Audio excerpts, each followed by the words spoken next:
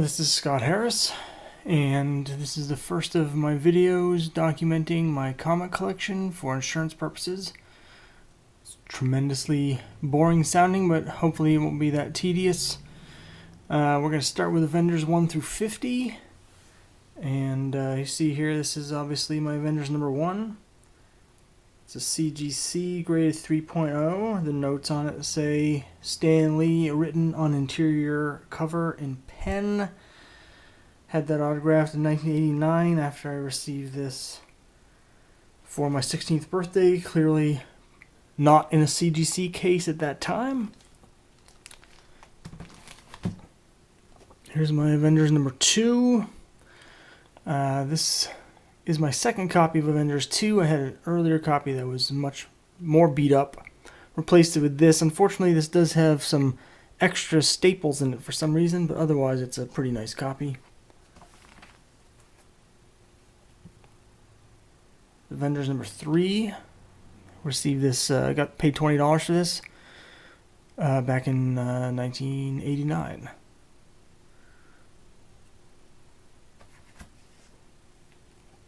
And here's Avengers number 4. This is one of the first back issues that I ever got of any comic. Got it in 1986, paid $12.50 for it.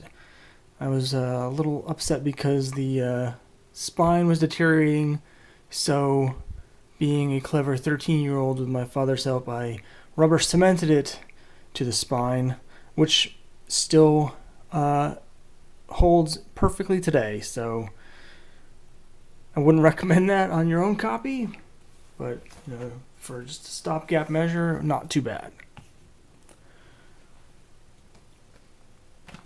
That's my copy of Avengers number 5. This was part of a large group of original owner books that I bought from a guy in probably 87. He had just thousands of Marvels dating back to 64. Lower grade, but some of them are lower grade, but all very good prices. It still has a tag on it right here. You probably can't see it. It's $7 what I paid for it back then. It's probably worth more than 10 times that much now, as are most of these. Avengers number 6. First Baron Zemo came out the same month as Sergeant Fury number 8. So they're kind of both his first appearances.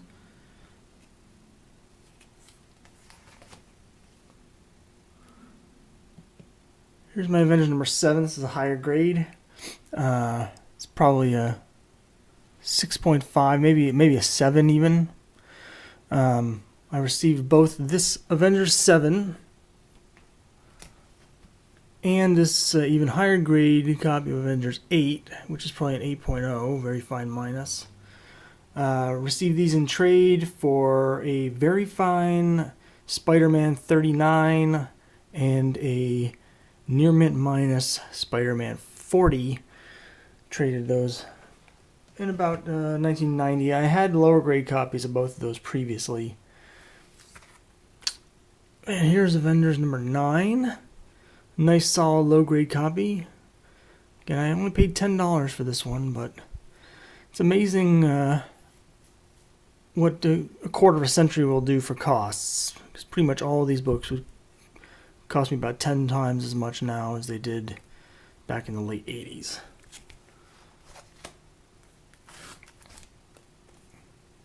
Here's Avengers 10. This is a higher grade, mid-grade. Probably a 4.5 or a 5.0. Probably a 4.5. It's pretty close. Has a nice date stamp here, September 8th, 1964. Love the date stamps.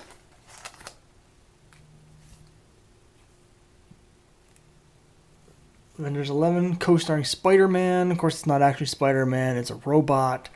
I'm sure there were no kids that bought this at the time that were all pissed off about that. This is a nice copy. It does have a crease right here. Other than that, it's pretty sharp. I'd still give it, I think it'd come close to a 6.0. Be a little iffy because of the length of that crease, but it's very sharp. We have a run of some higher grade ones here coming up, starting with this number 12. These I paid a little bit more for back in the day. So my local comic store at the time happened to get in a run of higher grade copies. There's 13.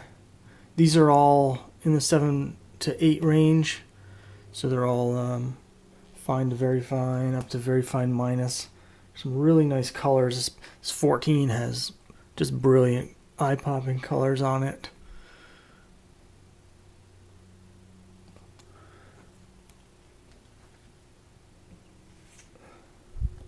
'15, the death of Baron Zemo, and really the last issue of the classic Avengers run. Now here's my 16. This has got one of those sad stories about how collectors back in the day didn't care about things that we do now.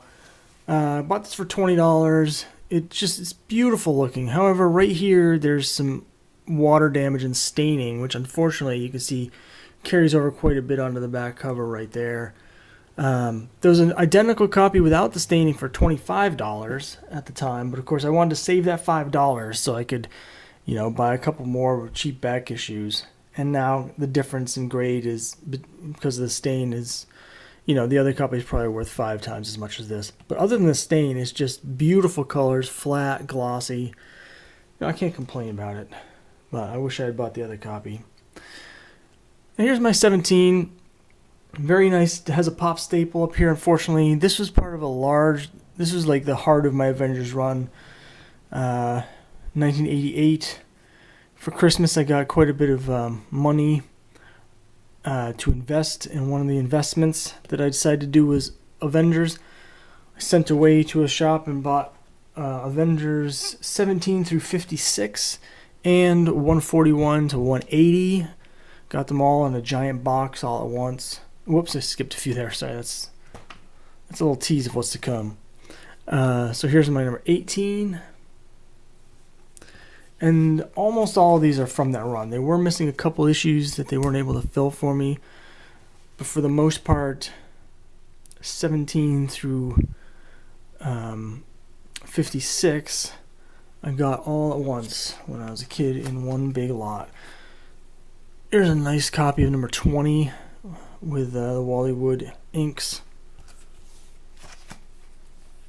This is a replacement copy. I didn't like my earlier copy, and I did not notice when I bought this at the time that it has some marker here, but it's a nice copy besides that.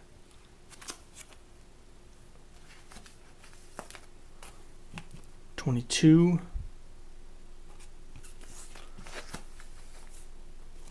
'23.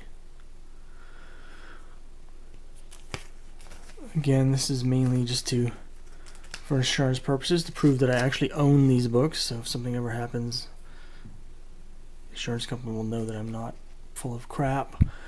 You can tell by the old sticker here, this was not one of the ones I bought in that lot, but rather got that at a local comic shop that no longer exists.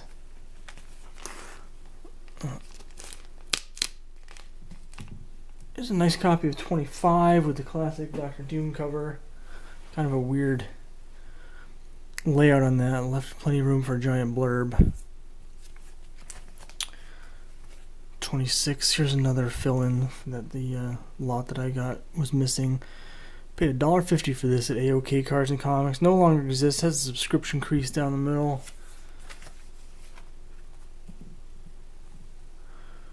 27. This was an upgrade copy. The one I got was lower, so I traded up for it eventually. 28.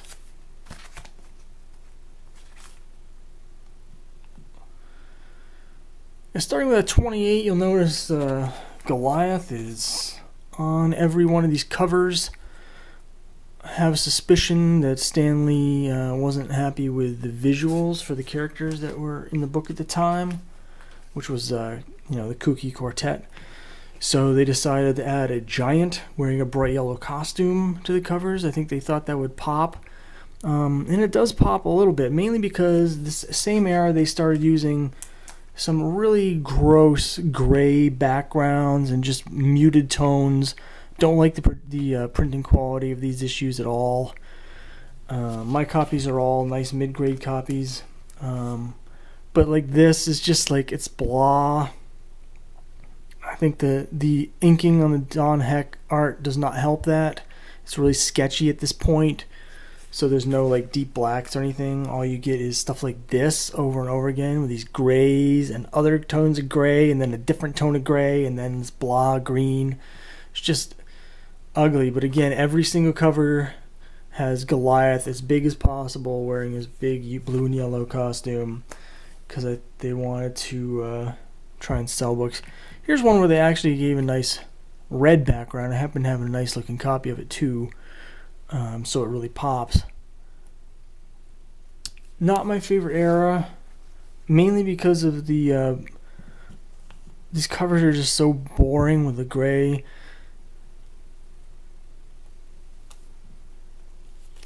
'36, that was one of the earliest issues that I got. 37. Alright, I'll give you a tease of this earlier. Here's my nice copy, 38. Here's where they finally decided to stop relying on Goliath to sell books. They brought in Hercules. Another note on these, you may have noticed it's kind of hard to tell because of the sketchy inking, but you can clearly see by the pose of Goliath here that Gil Kane did this cover. You can just tell by that figure. It's obvious. The inking is a little weird.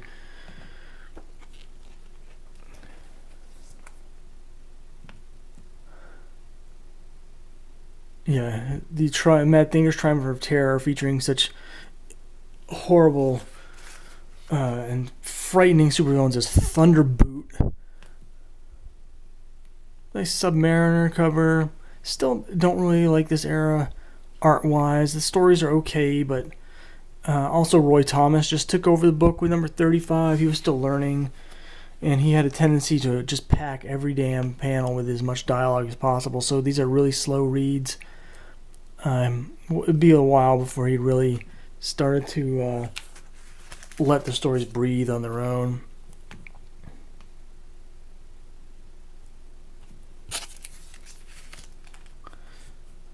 He was doing some good things here. I like this three-part storyline with the Red Guardian. You learn about the Black Widow's history. He did a lot of work making her into an actual character during this era here. I don't like this cover. I never like these group covers. There's just no focus to them. It's just like a giant melee. There's nothing to look at. Avengers Day celebrated in that issue. Nice Adaptoid. 46. Again, these are all mid-grade copies. They're nice. They're solid. Not most of them aren't spectacular, but they're all good comics. Nice yellow background, partial frame. Don't actually, care for the art quite as much on this one. Just from pure art standpoint, but the design of the cover I like a lot. Here's a nice, quite high grade copy of Avengers 48. It's probably, well, we're just gonna give it an 8.5 because it does have a rusty staple here, unfortunately. Top staple's fine. This one's rusty. There's a little migration as well, but the rest of it is just beautiful, flat, great colors. Just really, really sharp book. Nice dramatic cover here.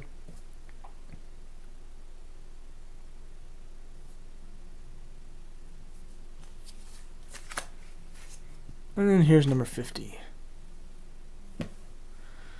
So there you have it, Avengers number 1 through 50. In my second video, I'll be taking on 51 to 100, which is my favorite run of superhero comics of all time. And features some of the best superhero and Avengers stories ever. So that will probably be, just as boring as this, since you won't get to actually read them. You'll just have to listen to me blather. But then again, no one's going to watch this anyway, so who cares?